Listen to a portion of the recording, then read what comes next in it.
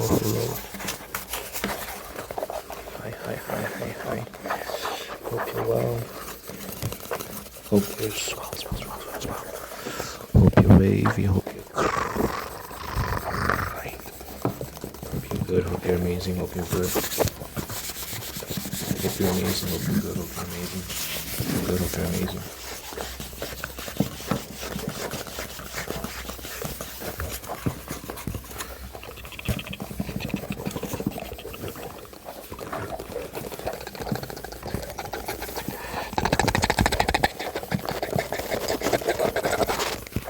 I mentioned in my community tab how I've been going through this process of beginning my second book, writing my second novel. I'm writing my second novel, and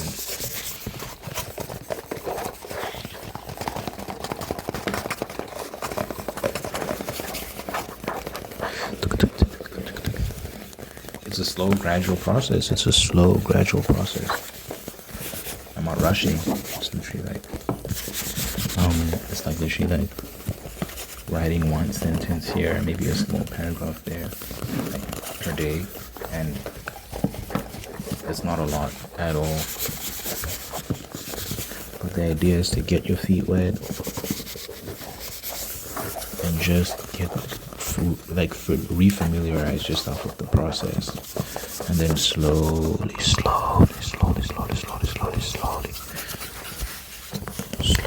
build momentum. Slowly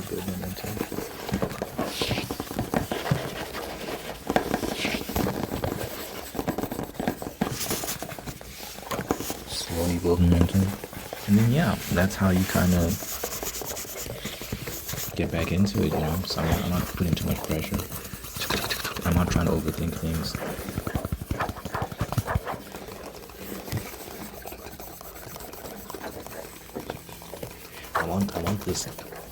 I want this process to be smoother this time around, I want it to be smoother this time around. I want it to be more enjoyable. I just want to get into a groove where I really enjoy writing. Writing the first novel was extremely stressful. There was a lot of challenges to overcome. Now that I've done it, it's like, okay, this is definitely doable. Let me refine my process. Let me iron out some kinks so that it's not as painful. So I think it's just a great metaphor for life. It's like with anything that you're trying to accomplish. If you've got a very big goal, it's like so important to just attack it bit by bit. Just slowly chip away at it until it's done. Because if you do too much at once, you can get burnt out, you can get overwhelmed.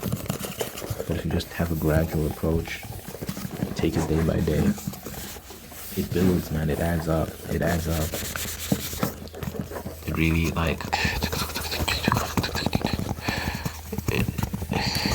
it has a way of compounding. I love the concept of compound interest because it's a sentence today, right? Maybe tomorrow it's a paragraph. Maybe tomorrow it's a page. The day after that it's like a page. Maybe the day after that it's 2 pages, 3 pages, 4. You never know. Before you know it, you're writing 20 pages in a day, and just snowballs.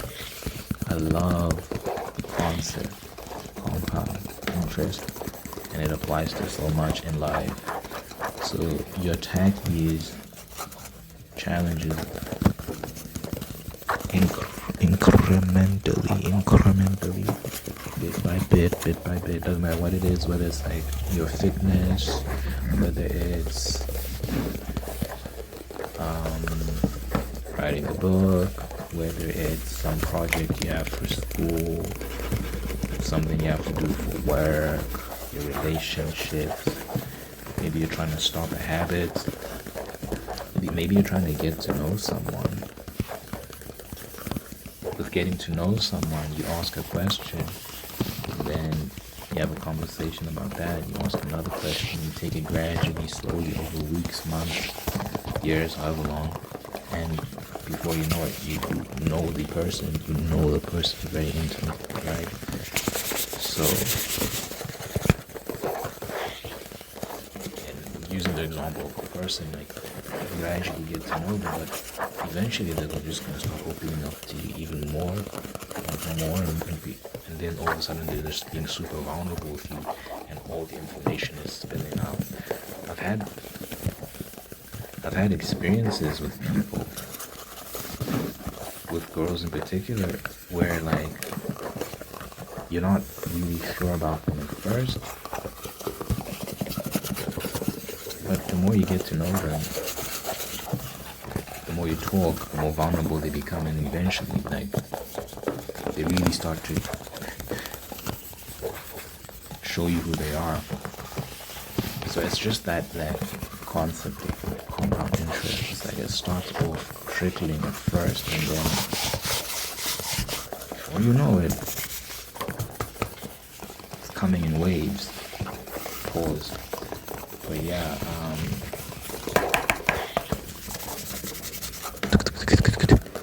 that's the approach you should have. I love that concept, man. It's so good.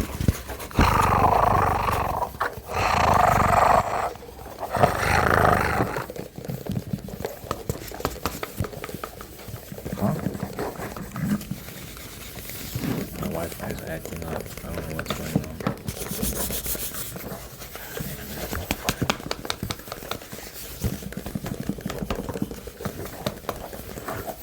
Hey yo,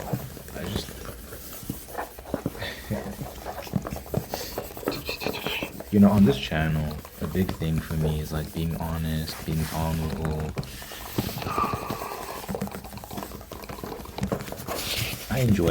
I enjoy sharing my thoughts on a whole bunch of things. But there's something I'm thinking about. I'm like, should I share this? I don't know. It's not that it's necessarily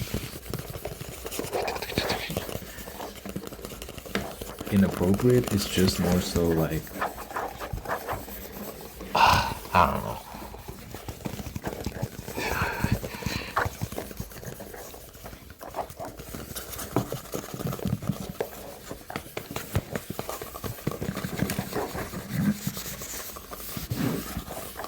Being vulnerable can be scary sometimes. Someone said that vulnerability is like telling the truth despite the consequences. Being honest despite the consequences. That's what vulnerability is. Being honest despite the consequences.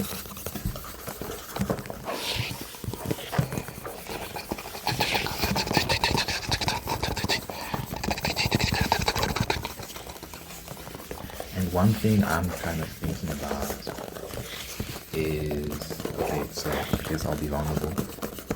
So y'all, I've spoken at length on this channel on my view on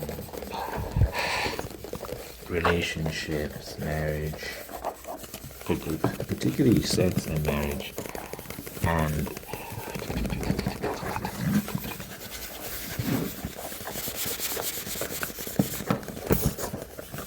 I recently had an experience. It wasn't sex, but it got me thinking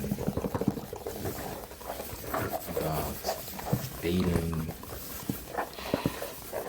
in the times we find ourselves in, and how easy it is to become cynical and distrustful, and to generalize. It's so easy for, like, you see a lot of women being like, men are trash, and they're no good men. You see a lot of men being like, women are this, women are that, and there's these growing divides. Now, to be fair, a lot of this stuff does seem to be more animated online, more exaggerated online. There was a previous video I was talking about the importance of not spending too much time on the internet.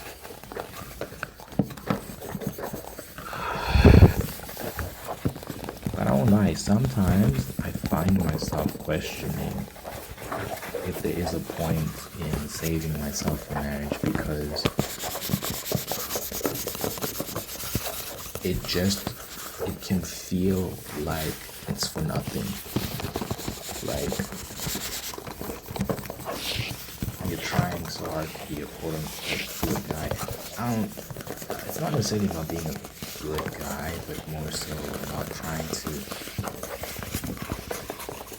have the best possible results when it comes to your relationship. I think there are tangible benefits when both parties are preserving that aspect of themselves for the sanctity of marriage, right?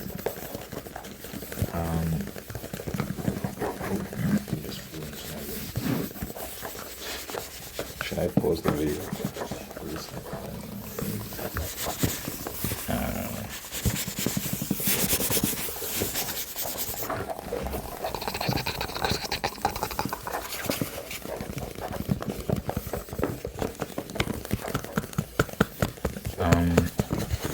I think the benefits are indisputable, and I've spoken at length about that, but you then look at like the modern landscape and how it's so easy to get taken for a ride, and how these more traditional values are becoming more and more rare. And it's almost like you're playing at a disadvantage when you're still kind of trying to uphold these values, because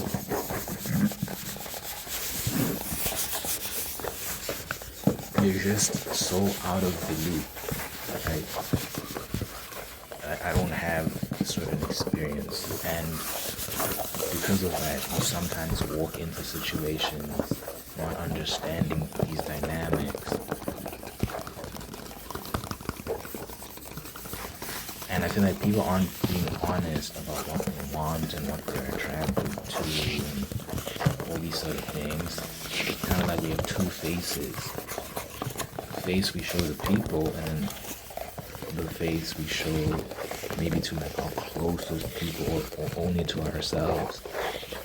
So it's sometimes hard to tell what people are actually thinking.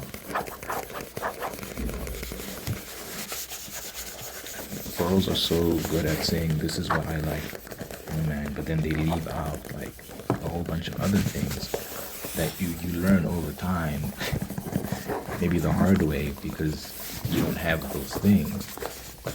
And it's like, it almost feels like there are certain things you can only learn through experience. And it's like, am I putting myself at a disadvantage here?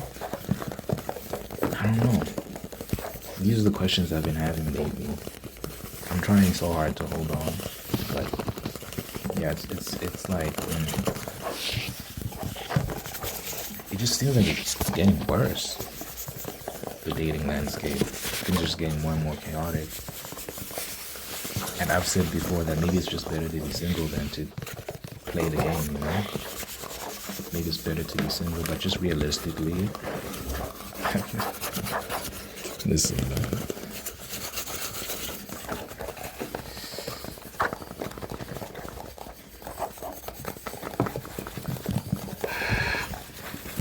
I have desires like anyone else. And yeah, I just feel like we're not living in a ideal society. We're not living in a perfect world. And the traditions and values of yesteryear are waning, and people are just becoming more fast and loose. And it's getting tricky out here. It's getting very tricky.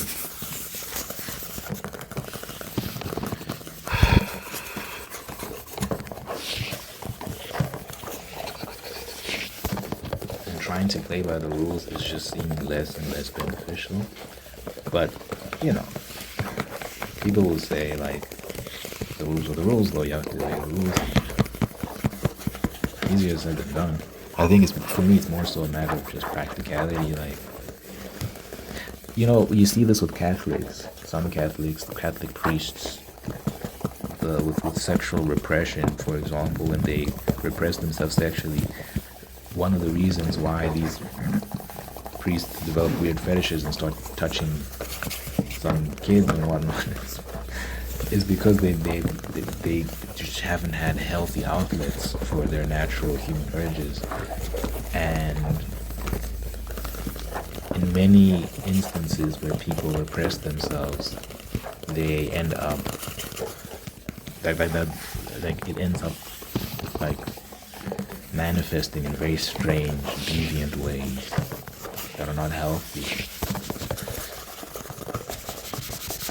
So there's the practical side of things that you have to consider when it comes to trying to be disciplined and all these other things. It's like, how do you channel your biological urges towards something good? And how do you work within the constraints that you find yourself in? Are we meant to serve the rules, or are the rules meant to serve us? You know what I'm saying? And I'm not trying to rationalize anything, like any bad behavior, but it's more so I'm just like, I'm at a point where I'm just questioning things. I'm like, oh my gosh, what's happening? It's so funny to me because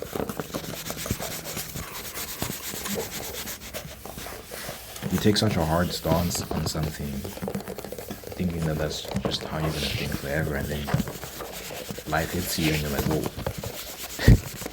Almost immediately you just start questioning yourself and what you believe.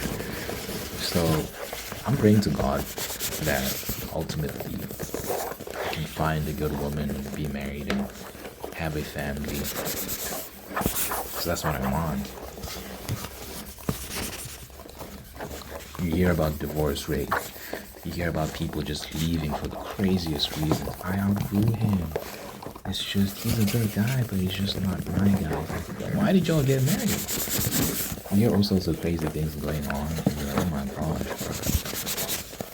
It just makes everything just seem so risky and dangerous.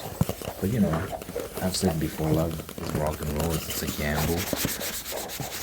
It's a risk, but the reward is amazing. If you can get it right, it's the most beautiful thing you can have. If you get it wrong, it can traumatize you. Having a girlfriend and then breaking up can be traumatizing. It can be very painful. But being married, having children, having a family, and that being broken up, well, some people take their own lives because they're so depressed by that. It can be very horrible. It can just shatter your whole world. So there are many risks involved with falling in love, getting married, all these sort of things. And many people, there's just an increasing amount of people that are advising against marriage. And yeah, I can see how it can be very terrifying, especially for men. Divorce courts do not favor men at all. Women tend to walk out the victors in those scenarios. They get the kids, they get the house, they get this, they get that, more often than not. So men are just questioning the point of marriage when a woman initiates divorce. Like 70% of divorces, and I know in the USA it's 70% are initiated by women. And you know, some people might say men are just trash, and that's why. That's your view. I don't think it's that simple. I think as women have kind of started to get more resources and more options, it's like they're becoming harder and harder to please. And when you hear stories, you constantly hear stories about like, he was a good guy, but I just feel like you can have a good man, but he's still not the right man for you. I've heard that a bunch of times. It's becoming more common to hear stuff like that. And it just begs the question of like, are you secure in a relationship? You know? all get married? Are you gonna fight to the end? Are you gonna steal through? Or are people just gonna leave when things get inconvenient, when things get unpleasant? Especially when kids are involved, man. Kids are always severely affected by like divorce. When you love your mom, you love your dad, and you're pretty happy with your family, and then all of a sudden the family breaks apart. That can have a very detrimental effect on a child's development.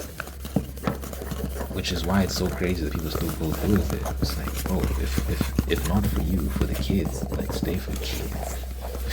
Damn, it's crazy. You hear people with like families of 7, 8 kids and getting divorced. I'm like, oh my gosh, bro.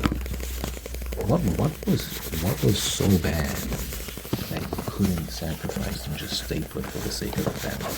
Like, what was so bad that it could not be reconciled?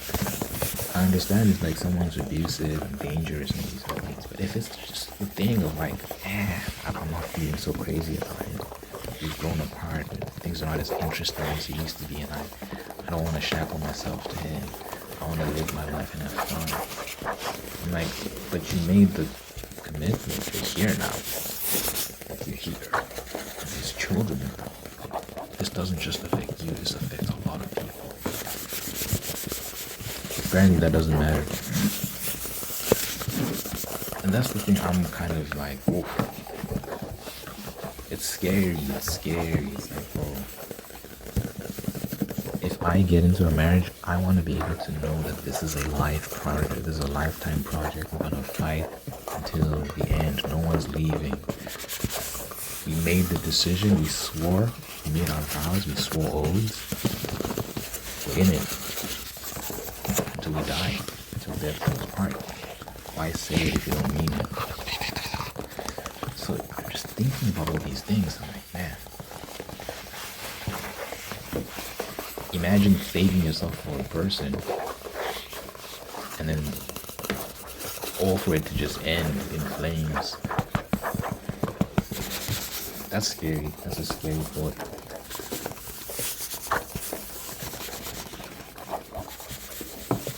So it's like, what do I do? Do I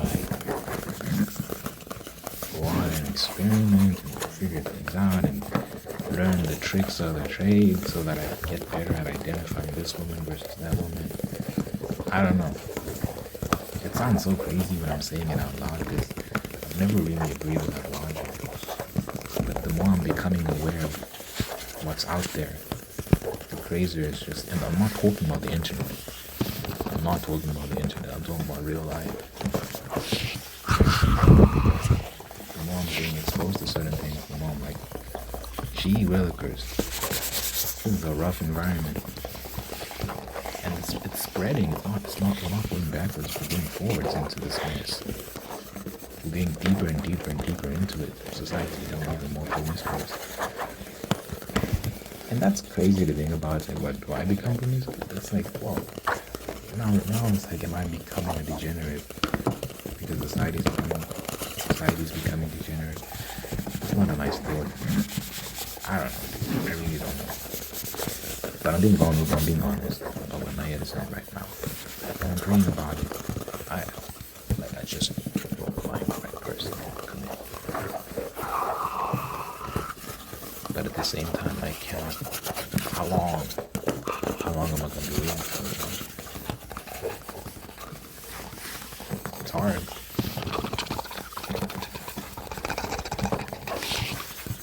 It's difficult.